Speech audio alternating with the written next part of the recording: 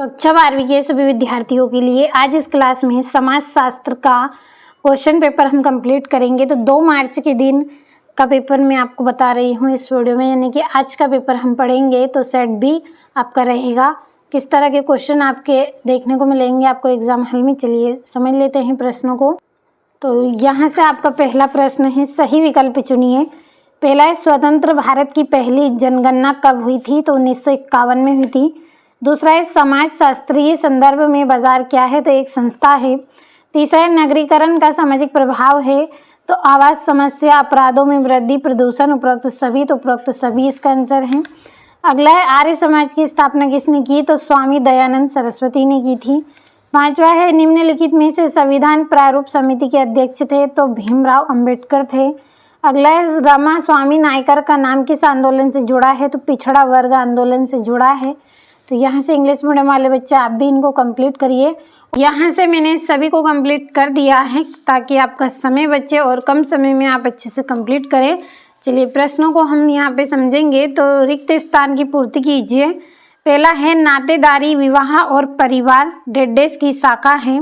तो ये किसकी शाखा है? समाज की शाखा है।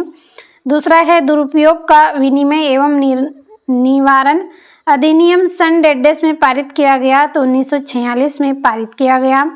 तीसरा है, भारत के पूर्वोत्तर राज्यों में डेडेस धर्म को मानने वाले लोग बहुसंख्यक हैं। तो जो ईसाई धर्म है उनको मानने वाले लोगों की संख्या क्या है? बहुत अधिक है। चौथा है, भारत में उदारीकरण की नीति सन डेडेस से आरंभ हुई। तो 1951 में से आरंभ हुई। पांचवा है, नव माध्यम वर्ग डेडेस असंतुलन की दशा है। तो असंतुलन की दशा है। छठा है, भारत में समाज सुधार आंदोलन के अनेक जनक डेडेस हैं। तो राजा राम मोहन राय इसके जनक हैं। भारत में समाज सुधारक आंदोलन इसके जनक कौन है? राजा राम मोहन राय हैं। यहाँ से इंग्लिश मीडियम वाले बच्चे आप कंप्लीट करिएगा। चलिए अगले प्रश्न की ओर बढ़ेंगे। तीसरा आपका प्रश्न है, सत्यासत्य लिखिए। पहला है, हस्तशिल्प का विकास औद्योगिक समाज की विशेषता है। तो ये असत्य आपका रहेगा। तीसरा है, सामाजिक विषमता का बंद स्त्रीकरण से प्रत्यक्ष संबंध है। तो ये सत्य आपका रहेगा। तीसरा है, पंचायती राज प्रजातांत्रिक केंद्रीकरण का एक उदाहरण है। तो असत्य है। चौथा है, इलेक्ट्रॉनिक अर्थव्यवस्था भूमंडलीकरण का प्रमुख कारक है। तो सत्य है। पांचवा, संस्कृतिकरण शब्द की उत्पत्ति M.N. श्रीनिवास ने की थी। तो सत्य है। और आधुनिक तकनीक का प्रयोग करते हुए पुस्तकें छापने का काम सर्वप्रथम यूरोप में शुरू किया गया। तो ये भी आपका एकदम सत्य रहेगा।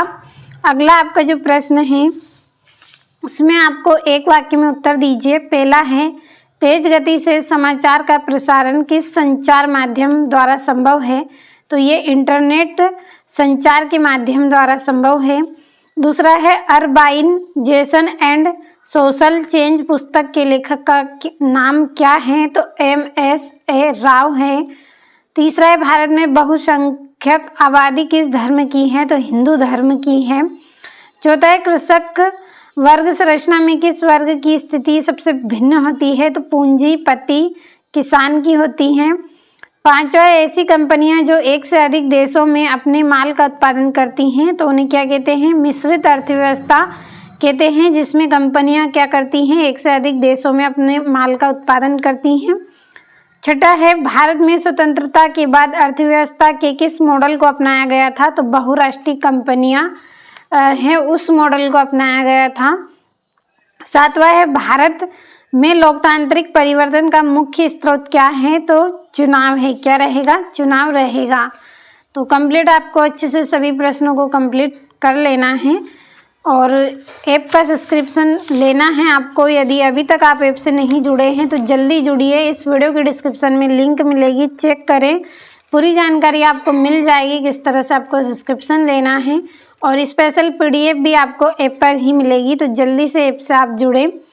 चौथे प्रश्न में सही जोड़ी लिखिए। तो अपनी ही जाति में किया गया विवाह क्या कहलाता है? अंतः विवाह कहलाता है। दूसरा है, पुरस्कार व वार्षिक मेला, इसकी जोड़ी है राजस्थान। तीसरा है, एमनेस्टी इंटरनेशनल। तो अंतर्राष्ट्रीय और अंतर्राष्ट्रीय गैर सरकारी संगठन। चौथा है चिपको आंदोलन, तो पर्यावरण आंदोलन है। और नगरीयता, तो नगरीयता की जोड़ी आपकी इसमें रहेगी नगर की जीवन शैली का अनुकरण। और दूरसंचार, इसकी जोड़ी आपकी रहेगी इंटरनेट। और सोशल मूवमेंट इन इंडिया, तो इसका रहेगा MSA राव। तो ये हो गई आपकी जोड़ियाँ, कंप्लीट अच्छे से कर लेना है आपको।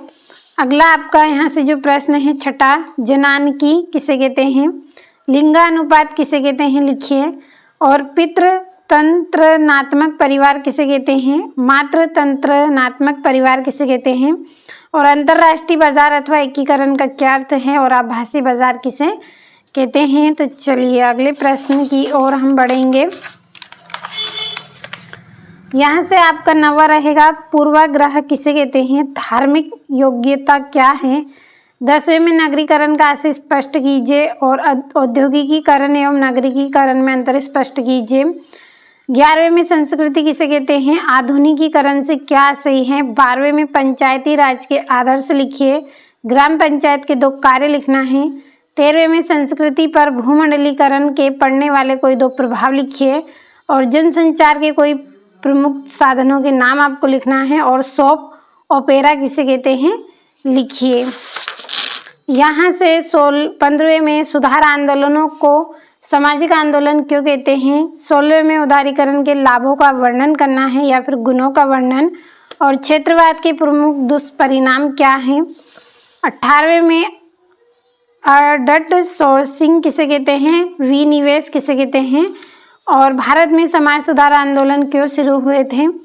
तो यहाँ से आपका 20वां प्रश्न है, क्या आप यह महसूस करते हैं कि माता पिता आज भी बेटियों के बजाय बेटों को अधिक पसंद करते हैं। आपकी राय में इस पसंद के क्या क्या कारण हो सकते हैं। और जनसंख्याकी की लाभांश किसे कहते हैं। 21वें में आपको किन अर्थों में नगरीय उच्च जातियों के लिए जाति अपेक्षाकृत अदृश्य हो गई है।